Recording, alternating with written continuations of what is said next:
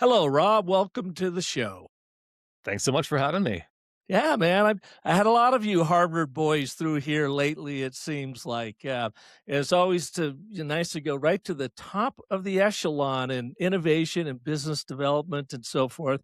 And I am so happy you're here. Would you give our audience a little bit of a backstory, your backstory, as to why you're here and the new book you've got out? Totally. So I, as you mentioned, came from Harvard where I thought I was really smart. And it turns out, as I went to build my first startup, I wasn't as smart as I thought I was because I got punched in the face for 2 years where the startup wouldn't take off no matter which of my plans felt right or sounded like they were going to work. And then the business took off and went 0 to 4 million ARR in 2 years, annual recurring revenue in 2 years. And when it did, you'd think, oh, wow, then you figured it out. No, it made no sense to me why it took off when it did take off. And so I've been trying to figure it out since then. All right, so let's level set. What did you go to Harvard to study? Business. I went for my MBA there, but I had worked at McKinsey beforehand. So I'd been a consultant. And I knew from consulting that I did not want to work in a big company. And so I said, all right, what's the exact opposite side of the spectrum? Startups. Being a tech billionaire wouldn't be bad. And so why not start a company out of business school? And so I spent the entire time in business school in what's called the Harvard Innovation Lab, place where all sorts of Harvard students come together to try to launch companies, and took every entrepreneurship class I could. And what kind of company did you have in mind to launch? I went through many ideas in school, but we wound up with a B2B software company that did workforce management and scheduling for hourly workplaces. Okay. And you ended up there because you saw a decided hole in the market, a major problem that you had the perfect innovation to solve? Exactly. What would I be doing if not doing a bunch of market research, doing a bunch of customer interviews, planning out the future, mapping out what the ideal solution would be, and coming together with something, and even recruiting design partners who were using our minimum viable product? Yeah, so I did all of the things to build what on paper seemed like it was going to take off. And you're coming from Harvard. I mean, come on. You've got the best teachers, the best innovators, professors around you. How could you miss? Didn't they even provide you with $1 million cash to get it rolling? We did raise money, so we raised over 1 million to get started.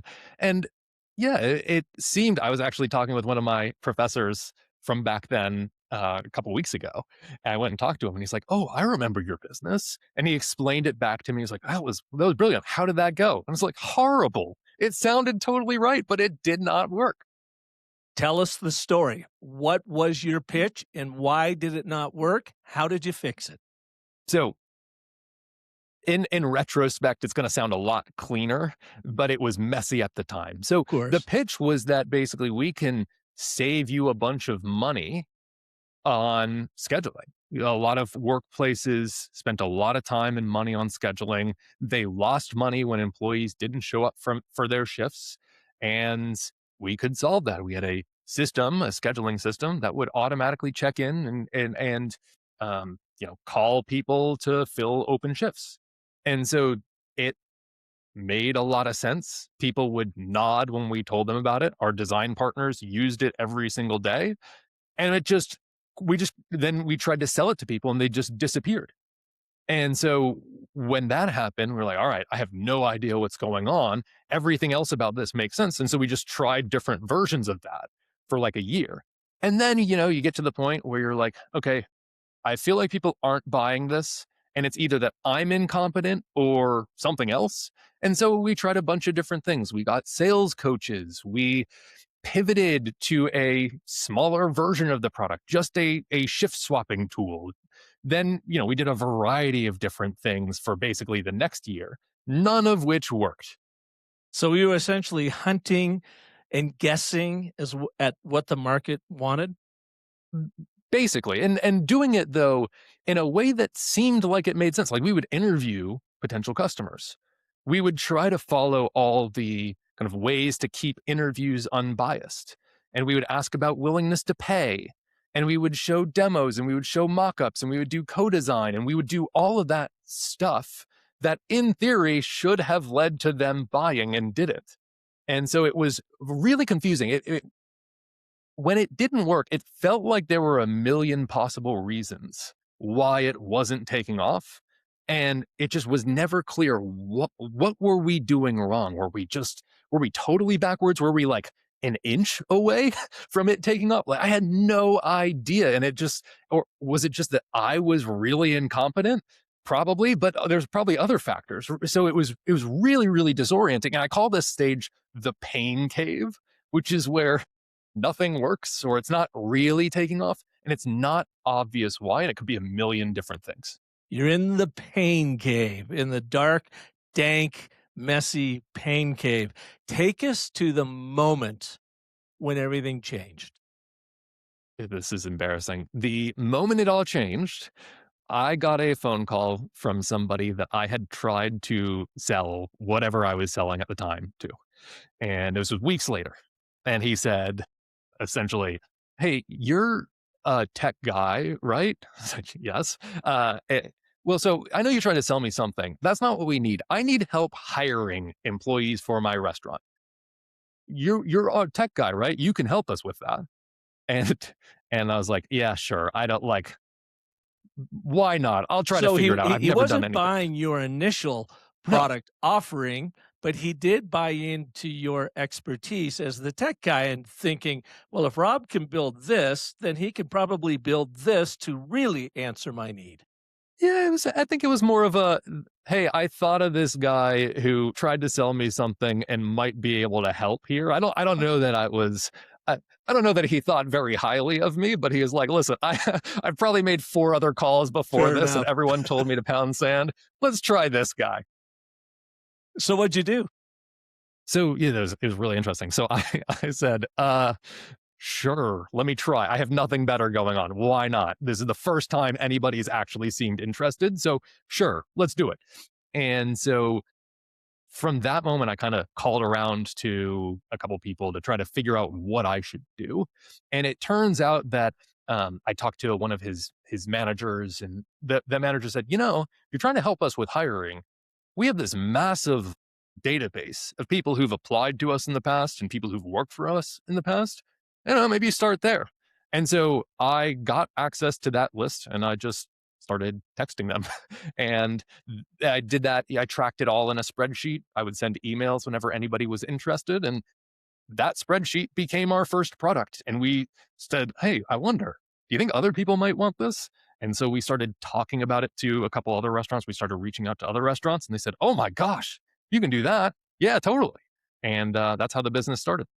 So did your initial product completely iterate out of what its initial mission was and evolved into this new product, or is this a complete standalone enterprise? Yeah, this was there was 0 lines of code carried over um, Okay. from product 1 to product 2. Gotcha. All right. So you've got a whole new business model, a whole new product. Whatever happened to your first one? Did it ever take off or did you have to just bench it? No, no, and I've seen a ton of cases like this since then. Like I've been asking a bunch of people to try to figure out, is this a normal thing or was I just uniquely incompetent? And there's been a lot of times where people are like, oh yeah, of course, we did the exact same thing. We have used 0 lines of code from the first product we built, the first 4 products we built. It's a total rewrite. Yeah. What's the name of your product now? So that company was eventually acquired by a company called Sprockets. That's Gotcha. old Okay. history at this point. All right. So really where this has all led is to your new book, The Power of Pull, that I have found really fascinating because we're experiencing some of the same things you experienced in the launch of yours with the launch of our StoryCycle Genie. And it's just like you said, you talk to people about it, beta testers are love it. Some of them will buy it, will fall off. Others will never actually pull the trigger on it. And yet others, we've got ongoing use cases for it. And we are still trying to understand. We're into it 10 months now, of really trying to understand. And I think I'm in the same position that you were early on, although we do have early adopters and they are liking it and using it, just not adopting it as fast as I thought they would. So, the power of pull. Would you walk us through your four-letter acronym of pull, what it means, how you arrived at those meanings, and then can we dissect it and unpack the story cycle genie and you Let's do it. coach me on what I'm doing wrong? Let's do it. I love it. All So right, Rob, let's go. starting from just the concept, the idea of pull, and then I'll get into the framework. So pull, when our startup took off, it felt like this. I got a call from a number I had never seen before. It was from like Kansas City or something. I answered it, and on the other line was a restaurant owner who said, "Hey, I found your phone number. I need to sign up for your product. How do I do that, and how do I pay you? And also, what does it do?" And that was a weird ordering of things. It really is. And that's what a lot of startups actually wind up feeling, which is you're not pushing a product onto a market. You're not doing any convincing. You're not doing much convincing at all. The market is pulling the product out of you. They are showing up. They are buying way more than you are selling. And we know what this looks like. We call it product market fit. You call it, I think of it as pull, where what's happening is, the market is just buying the heck out of your product. We all know what it feels like. It's just, how do you get there? What happens before that has always been the question. And so that's what the pull framework, what I've been working on for the past, I don't know, decade, is trying to explain why that happened when it happened and why it didn't happen before. So the pull framework is an acronym, PULL. And when PULL, those four things are present in a customer before they hear about your product, they are in a state where they would be weird not to rip it out of your hands. They will buy it. Or it would be weird if they didn't buy it, really. And so the four letters stand for P, project, U, unavoidable, L, list of options, and second L is limitations. So they have a project on their to-do list that's unavoidable right now. It's not something they can delay or do something else. They have to do this. But they have a list of options that they consider to get their project done. But those options have limitations that prevent them from getting their project done. So you can almost think of it as, I'm trying to do something right now, and I have to do this thing right now, but I kind of can't do it with the options I have available to me. And if that's present, they will rip a product out of your hands. If that's not present, then it'd kind of be weird if they bought it. How did you come about this?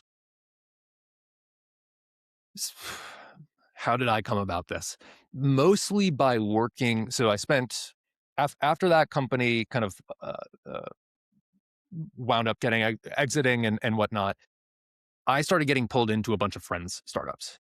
And I didn't quite understand why my startup had worked and when it worked. So I was like, well, let me try to apply some of what I learned to your situation. And I knew that there was something about, they didn't really want a product. They had some project on their to-do list they were trying to get to, or a job to be done that they were trying to do. And so I knew it was something like that.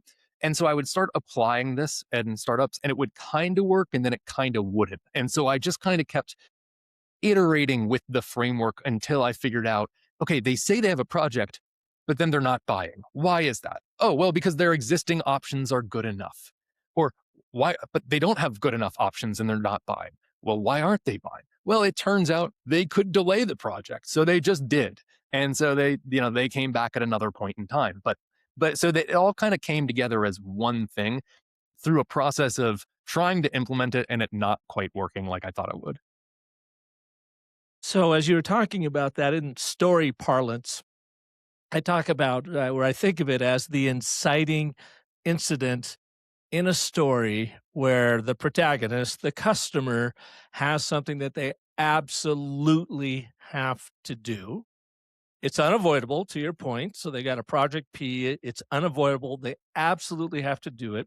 They already have a list of options that they know they got to move on one of them. But in every one of those options listed, there is enough of a limitation that is making them second guess what to do. You then, and this is a ubiquitous you as the product founder, needs to show up to understand what that general project category is, the fact of the business model as to why it's unavoidable. It has to be happen now.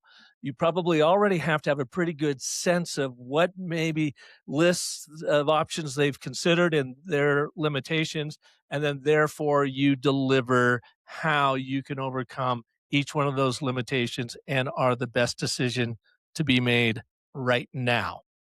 Am I accurate? Am I clear on that? That is great. Well said. The inciting incident. So, and I think I have fallen into this same problem too, is sometimes as founders, we show up and we're trying to tackle more of an existential problem. In my world, your brand storytelling. It's not working throughout your organization. It's fragmented. It's doing more harm than good, even if you've got it even dialed in right. And so, what we need to do is recreate this brand story using our StoryCycle Genie. And you've seen the outcome of it because I ran your book through it. I couldn't access your website because I think you're made of JavaScript, but ran your book through it so you could see the intel you get. But my sense after reading The Power of Pull is that I'm thinking too large. I'm thinking too existential. I need to get down and find an exact project somebody's on that's unavoidable. What they're doing isn't working. They don't have a lot of options that they're happy with, and we're the way forward. I would 100% agree. You want to, but maybe give a little context on how you're currently describing the story cycle, Genie, and then and kind of how you're currently framing it, and then maybe we could dig into That'd be to awesome. that. That'd be fun. Rob, I appreciate that. And for all you listeners out there too, what Rob's going to run me through here, we have not rehearsed this. So this is live. I'm just showing all my cards here because I thought I was pretty smart until I launched this thing. And now I'm realizing, I've got a lot of places I need to build on. So as we're doing this, apply this to your own world. And by the way, get his book and read along as you're listening along. So what we are doing, and we launched it 10 months ago. And, like I said, we've had some really good traction. We've had people falling off because they're not using it quite as much. We have others that are, really going crazy with it.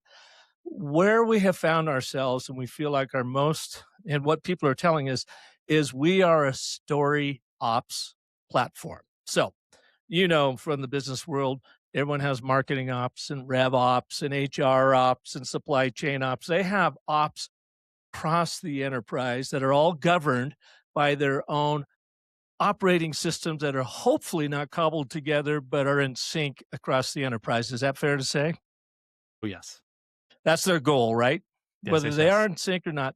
The one op they have never, ever really pulled together, optimized is their story, their brand narrative op, so that every department, every channel, every internal, external communication medium is sharing the same coherent, consistent story. I mean, how many times in your life have you been out there and you said sales are saying one thing, marketing saying something else, HR is telling recruiting something completely different, and oh, by the CEO is doing a keynote right now and he's talking about something we don't even know about, right? Oh, yeah. So Oh, yeah.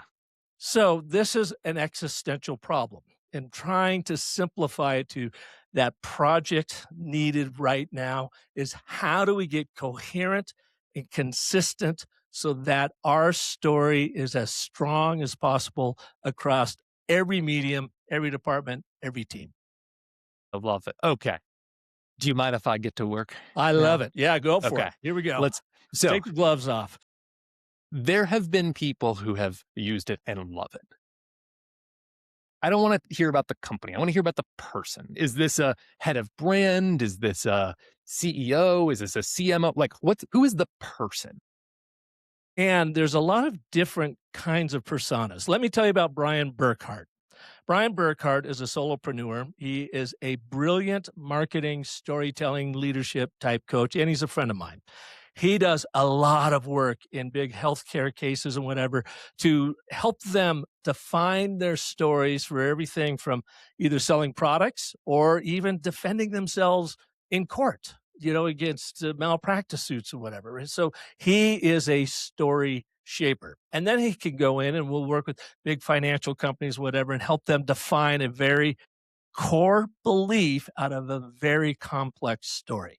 He has started using the StoryCycle Genie, and it has been blowing his mind. This is a guy that's been in the world, business world, 30 years doing this stuff. And he goes, the amount of information that it provides me that is so on brand, that listens to me and my input is just mind boggling. So that's the, and he's been using it now for a couple months. And he just keeps using it. And he goes, I just keep creating this amazing content way faster than I ever did before. Okay. So then what one thing to think about with pull is that pull is always a thing that exists at the individual level. It is a person. It is never a thing that exists at a company level because companies can't buy things. They are not real entities. It always has to be a person. There's a person with a project on their to-do list.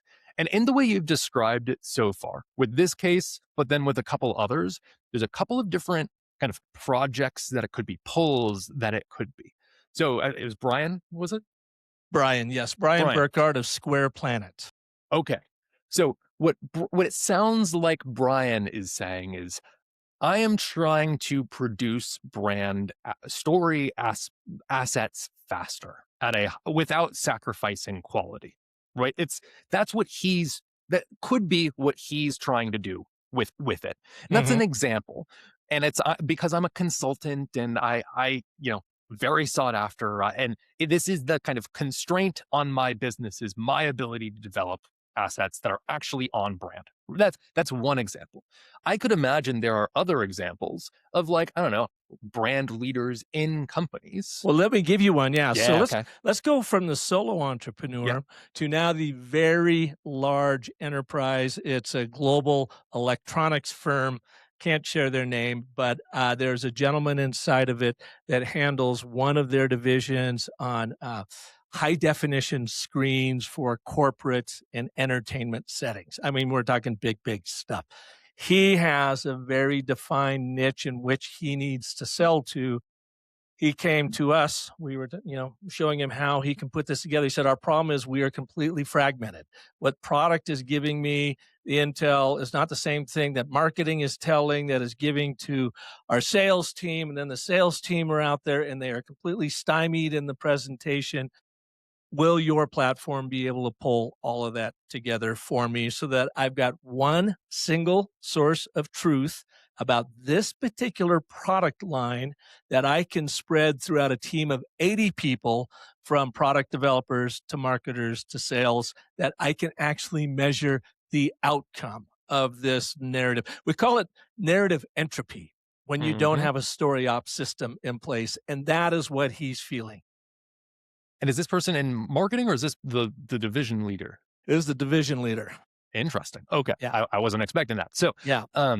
So for that person, the pull there, I don't know why this is urgent or unavoidable for him at this very moment. Well, I can tell you, he's got sales targets that he has to hit now.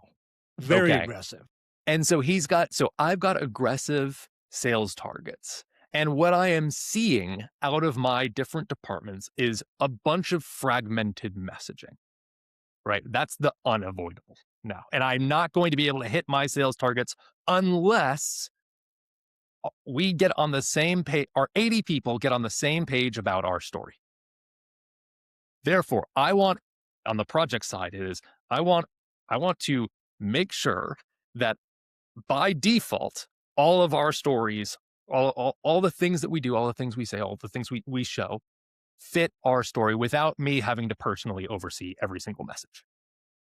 And I have looked into mandates, edicts, story guidelines, and I don't know what the limitations are, but I would assume it's they don't guarantee this by default. They Nobody don't, follows them. Nobody nobody follows follows them. them. Okay. So then this is really interesting because if let's just take this as a common pull framework. There's somebody in an organization who is like the person who cares about the story, or the person who's responsible for the story, or the person who has ruled out all other options and is seeing that our narrative isn't clear. That person is trying to make sure that the story carries through everything that they are doing. And all of the existing options do not get followed because they're not plugged in to where the employees are doing where people are doing their work. They have to be referenced in some other place. That is what pull looks like. That is a person who is stuck before you exist. Now, the question is, if you show up to that person, how do you need to describe your product? I'm happy to tell you my answer, but do Do you you want want to hear to mine take this? first? Okay, I Yeah, know. yeah. I had that long pregnant pause there to see if you were going to share. How would I describe it? I would always default to, like you said, to the individual. They are the hero at the center of this journey. What's keeping them up at night? What's the angst? And how can we help them overcome it and actually get them, to, as you say in your book, to say, hell yes, let's go, right? So I would talk about the frustration and the energy suck that goes into trying to herd cats around a brand story about a particular product line that may not even be really dialed in yet. Maybe that's job number one, is to really get that story codified so it becomes a single source of truth for that product line, and then show them, which is even more exhausting to do without our product, is how you then indoctrinate, embed it in a consistent, coherent way that gets your sales and marketing team to first believe, yes, I believe this story. I believe this story is going to work. I believe we can deliver on this story. And then to get them consistent on telling that story so that they can see the final outcome of real revenue being developed simply because they have pulled that narrative. They've stopped the narrative entropy and they've created a core story ops that everybody lives by. Hmm. I like it. Here, let me give you what I have seen in cases like this, and this is where what I find a lot of people get stuck. So the first hard thing, which you've actually done way better than most people that I have found, is that you've given me the context to be able to write what a pull framework really is. That you actually have found somebody who is stuck and should rip this out of your hands, and the goal is just to find more of them and then not convince them not to buy. Essentially, you just don't dissuade them from buying. However, the way that we tend to describe our products as entrepreneurs, as people who like products and like AI and like building things, convinces people not to buy. So if I'm in a situation where I have these revenue targets, or I'm responsible for making sure all of our brand assets, all of our stories are like coherent, and the sales team, if I've done all the work and I can't show to my boss that people are actually using the story that I just spent a bunch of money and time doing, I'm in a bad situation. And so in that situation, all you need to do is show up and say something very simple, which is, we offer a way to make sure your story fits in everywhere on autopilot with no extra work from you. And then here's how that works, right? A couple bullet points underneath. Say that again. Your story fits in everywhere. We offer a way to make sure that your story is used by default, fits in everywhere, that you're without on autopilot without employees having to even think about. And then you pause there. That description alone should release the tension in the air. It should it should it should cause them to lean in, because it's not about your product description. It's about pull, which was there before. It's Mhm. you're basically auto completing the thing that's in their brain of here's where I'm stuck, here's what I've tried, here's why it's not good enough. And so our goal is to say the fewest possible words that help them realize they can get unstuck, that they can overcome the limitations to get their project done. And it plays to the old saw that we always talk about is your product story is not about what you make, but what you make happen.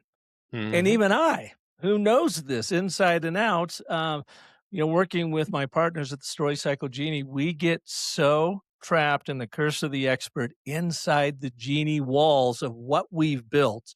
2 years of just some amazing programming and prompting and working with Gen AI and so forth that it's hard for the founder to shake off those shackles of expertise and be able to say it as simply as you just did right there.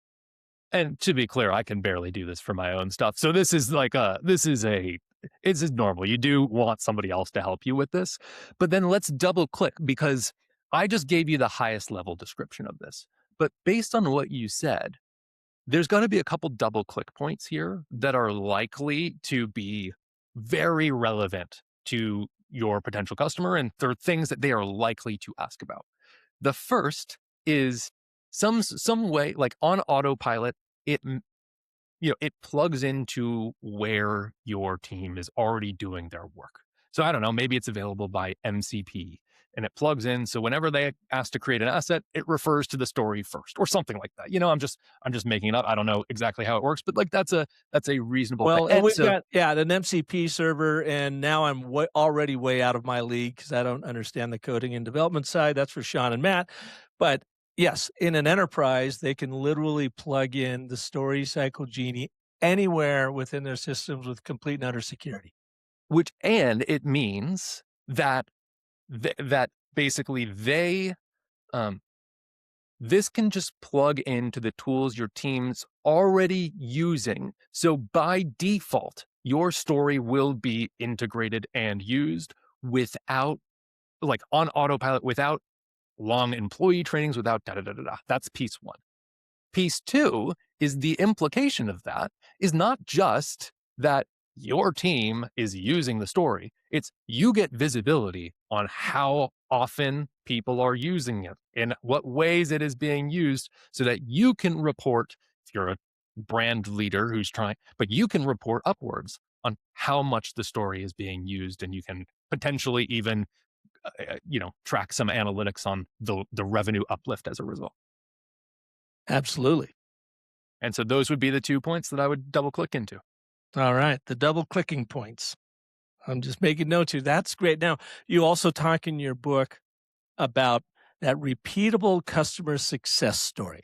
Yes. So, and I want to go back because real quick, my first take, we've never met, but I loved your book going through and your background, and you come in, very high level thinker. You obviously have it, passion and ambition, enthusiasm for what you do, thinking very large because you have to as a founder to get out there in the world. But everything you are talking about is really down in what I would call the fog of war. That I got a project, it's unavoidable. I've got a list of options, none of them great. Therefore, I need you, right? So you get this purely, I guess, through talking with your customers, talking with the people that bought and then went away, people that didn't buy. You actually literally have to get down and do the nitty gritty interviewing of people if they'll talk to you and give you the right intel. And that's so important because you come out of business school, or you spend enough time on X or LinkedIn or whatever, and you think at the macro level. Here's the trends that are changing the world. Here's the architecture of da da da da da. Here's how, and you think at the technology level, and you feel really smart. But the challenge is people have to buy it. Startups that take off have pull. They've found people who rip the product out of their hands. And that doesn't happen at scale. That always happens as an individual decision for an individual customer, one customer at a time. And so you have to understand this in what customers are saying. There is no other level of understanding. And if you try to zoom out from there, you'll miss it. So, where I often see this, and what I do a lot of the time, is I'll literally just review sales calls, review recorded sales calls, and in the sales calls, you can fill out the pull framework just listening to the customer talk. Now, it's just not what we typically look for in a sales call. They will come and tell you what their pull is. And then because we're not looking for it, we'll hear things about pain points or complaints or whatever.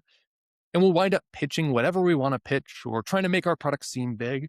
And they won't understand it. And we won't understand why they didn't understand it. And so it all kind of comes to bear in just in these little conversations and these little sales calls. That's where the answers are. So let's lead then into that idea of these repeatable customer success stories. You are getting these stories, and you're obviously, is this as obvious as I think it sounds, as you're simply sharing a testimonial of a customer that was successful with your product to a prospect that is like that customer and could have equal success with your product. So the repeatable customer success story or the repeatable case study is one of the most powerful concepts that I have a hard time articulating. So bear with me here for a second. But the idea here, it's a very simple idea, which is that a startup produces case studies. We just produce case studies. We produce successful customers. They came to us trying to solve something. We help them solve it. Done. Case study. Well, what a startup really is it's producing not a bunch of different case studies. It's producing one case study that repeats a lot of times. And it turns out when you show a case study to a potential customer, they look at it and tend to say, oh yeah, that's just like me. That's what I want too. Yeah. They understand what you do, who you're for, the story is what they want. They don't really want the product. They want the kind of completion of a case study. And so what I've found is that in sales, you can kind of listen to the customer and say, oh, you remind me of this other person. And you show them a case study of that. They understand it and they buy based off the case study. You know, you had mentioned you started that by saying that you didn't really know how best to articulate it. Can I offer you up a little training from my end, Please. since you've been so kind in training with your poll Please. strategy? Here's something to think about that has worked really well for me really throughout my 40-year career in branding and marketing is rethinking a case study. And I like to take study out and say story, Mm, because I want to reframe the idea of telling this study as truly a human impact story that's playing right off of what you've said from the very beginning. The pull strategy is about finding an individual that has a project that's unavoidable, limited options they don't like, and you're going to solve that for them. So in a case story, take me to a moment and put a timestamp on it. Was this last June? Was it September of 2023? Was it Tuesday? That, and give me a location. Where did this happen? In Boston, in New York, in Phoenix, Arizona, whatever. So my audience can picture it. It fires up the theater of the mind. That timestamp says, oh, I'm being told a story. Stories are temporal. Something must have happened. I better pay attention to it so that I learn what to do in case whatever happens in this story ever happens to me, all in the realm of survival. The location stamp fires up the theater of the mind. Oh, I've been there. I know where that is. Oh, that's kind of cool. It could be in a building. It's a sixth floor of the IBM Center in Manhattan, whatever. Then you introduce an individual. Who's that person who by proxy represents the larger organization? So again, playing off of the individual you're talking about in your poll strategy, you can name them if they allow you to, or if you want to, protect the innocent or protect the guilty, if you will, you could say, we're going to call her Jill, and then you get in. Jill was trying to do this, and she had this unavoidable thing right here that she had to do, but she was limited by doing this. She didn't even know that this solution was that we offered was available. We showed it to her. She immediately jumped on it. Within the first 3 weeks, she had X, measured impact by doing it. And Jill couldn't be happier for what she's done. Are you like Jill? So what you're doing is taking the organization, you do mention the organization, but you take the organization out of being the central figure in that case story and you make it about the person. And the reason why that is that Homo sapien storytelling ape that you are communicating to can relate to the person. It cannot relate to the organization. Yeah, I love that. Right. The person is the main character in Yeah. this story. And by The proxy, they represent the customer. Mhm. they represent you. And it's not the company because you're right. Like I don't relate to IBM at all. I don't Yeah. relate to there's a lot of things that and you know what else it's not about? It's not about our product either. Our product plays a supporting role in the Yeah. case story here. But it Exactly. really is about this person getting their project done. Yeah. And getting their needs met, both emotional and physical. Yeah. You know, Yeah. let's take the exhaustion out of it. Let's take the fear out of it. Let's bring the success into it. Let's get you set up as the victor in this thing, moving them from victimhood to being a victor in the process.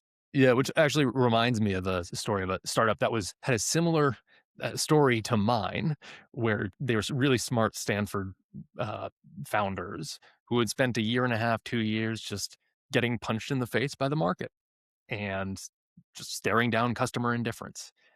And then they had a financial advisor reach out to them and say, "Hey, I heard about your technology." It was next door neighbor to one of the founders. I heard about this. Could we give it a try at our fund? And they started using it. They loved it. And then the startup was like, okay, well, we don't know anything about financial advisors. So do you mind if we just tell your story to a couple other financial advisors? And they wrote a quick case study and they sold in the next 2 years to like 30,000 financial advisors or something crazy like that. They went from, zero to raising $80 million in 2 years and one of the faster growing startups. And it was all because they were just showing a story of a financial advisor. And they didn't have they had a couple slides in a sales deck and that was basically it. Yeah. Yeah, I think that's fantastic. So let me ask you, bounce one more audience off of you, and if you can tell me the very vulnerable question of mine, am I pushing or am I pulling? Because that's really, to me, what your book is about. Stop pushing. People don't like to have anything ever pushed on them. Pull them into your story so that they pull the product out of you. Like you say, the hell yes, I want to have a part of this, right? So we've talked about, okay, my good friend Brian Burkhardt, and I would put him in the marketing consultant and even maybe in the small SMB world, although we haven't really talked about that. We talked about the very large electronics, company. And now let's talk about the ad agency world. We and my uh, principles that helped created the StoryCycle Genie all come from running ad agencies. So we say, we have built this, it's built by ad principles for ad professionals. And the idea here is agencies can white label this, they can do way more work, way faster. Actually, in some cases, way better because of the intellect of the genie working on it. And so this push pull idea is one of the ways I come into them and talk to them about this is if you are pitching a new prospect, you have about a 24% chance of winning is what the industry says. So, and you may put 10 grand into this pitch, you may put 150 grand into this pitch. And yet your odds are 1 out of 4 that you are going to win this because everyone is kind of showing up the same way, showing capabilities and whatever. And I said, turn that into a pull strategy. Take your customer, the prospect, run their brand through the story cycle genie, like I did with yours. You didn't know me. I didn't know you. We had never talked, but I sent it to you. Run theirs through to get an initial brand evaluation where their narrative currently sits, validating what they're doing well, revealing gaps that the agency could fix, and even inspiring them with new ways to launch. And so instead of pitching your capabilities, you're pulling them in by demonstrating your ability to act the moment they hire you because you've already got the intel in place. Hmm. Hmm. So this is interesting. What I find is that when you find pull, you don't do any pitching. You being you in the room. You don't really do any pitching. You don't do any education. You don't do any persuasion. Really, it is you're finding people who are stuck. And so when I'm hearing your story, I'm hearing there's an SMB direction, there's an ad agency direction, there's a corporate direction. What I have tended to see is that for the startups that take off, they find one where there is really pull. And that one is the customer that comes in and maybe they come inbound. Maybe they look a little different than the one that you were expecting to come in. But they, as you're pitching, as you're kind of explaining and educating, they're impatient because they were already sold when they showed up and they don't need to hear this. And so eh, what I've seen is that that's where startups that take off always wind up optimizing for. And you realize, oh, you know what? These ad agencies, I always go and pitch them and I tell them a story and they nod and they nod and they sometimes get back to me and a lot of times they don't, but it always feels like a good conversation. Okay, that's not what pull feels like. If you feel like you're doing any sort of education, persuasion, telling them about the vision, telling them about the theory of your product, that's pushing. That's convincing. But you say, but you know what? This big corporate, it came inbound and hadn't been following me for a long time. They just said, listen, I am under the gun for this. This is the thing that I'm struggling with, and you can solve it. Okay, cool. It was a weirdly fast sales cycle, and we've had a couple that have kind of looked like that. That's an indication that there is pull there. And your education, your persuasion in those sales calls is almost certainly counterproductive for you. You could have much shorter sales calls that are way more effective. And it's like, oh, if we just focus on those and find more of those, we can grow really fast. Why not do that? And I see a lot, I did that a lot too, where I'd have people calling me and buying really fast. And I was always like, well, I don't understand that, but I want these other people to buy from me. So why don't I go try to sell to them? And the answer was always no, just focus on the people who pull the product out of your hands, design for them, and you'll realize the product gets simpler, the pitch gets simpler, sales gets easier, the web, like everything else downstream gets easier. Yeah. And there's got to be a point, though, especially in the founder stage. And I'd like to actually make a point right here before I ask this next question. For me, your book isn't just about founders and startups. Any company that is selling anything can benefit by your book because I don't know of any operation that is 100% revenue optimized. There's always room to grow. And I think your whole poll strategy plays across the spectrum. That's my humble opinion. That Anyways, means a lot. I really appreciate that. Yeah, but let's go back to the startup, the founder. You launch something, you have to push information. You have to let people know what it is, just so they know you're on the radar somewhere. And you do that, through your outreach, your website, your podcast, whatever that might be. And in some cases, and I will say in a lot of cases, and maybe I'm doing it wrong, is I reaching out to my warmest market, my colleagues, my friends, the people who have done it, and I needed to push the genie on them, not so much to sell them on it, but for me to get clear how to communicate this story that's actually going to resonate with people. But the problem with that too comes in, we get so busy pushing and trying to get clear on our own story, we don't take enough time to stop and listen to their reaction and how they might tell us our story is landing. totally. So yeah, every startup starts out trying to push. Although I have seen cases. There's a university startup that I saw where they dropped out of university and they randomly got a meeting with somebody important at, we'll say, ESPN, Disney type company. And that person said they didn't know what they were building. And they said, would you pay us to do anything for you? Said, oh, thank you for asking. And then they landed a bunch of other companies just like that. And so it can basically be all pull, but often you start out pushing and you start out pushing, trying to persuade, and you find it doesn't quite land. And it doesn't quite land, and you have to figure out why. Well, the the the book lays out a way to sell to try to figure out what they will pull. And I think that's really important, which is, yeah, as you try to push, as you try to persuade, some people will buy, others won't. You have to have a way to interpret who buys, who doesn't, Why do they buy? Why did they not buy? And that's what the pull framework lets you do, which is, yeah, okay, you've twisted a couple arms, you've gotten a couple people, but some of them bought kind of weirdly fast. And it wasn't because it was you, it was because they were being selfish about it in a good way.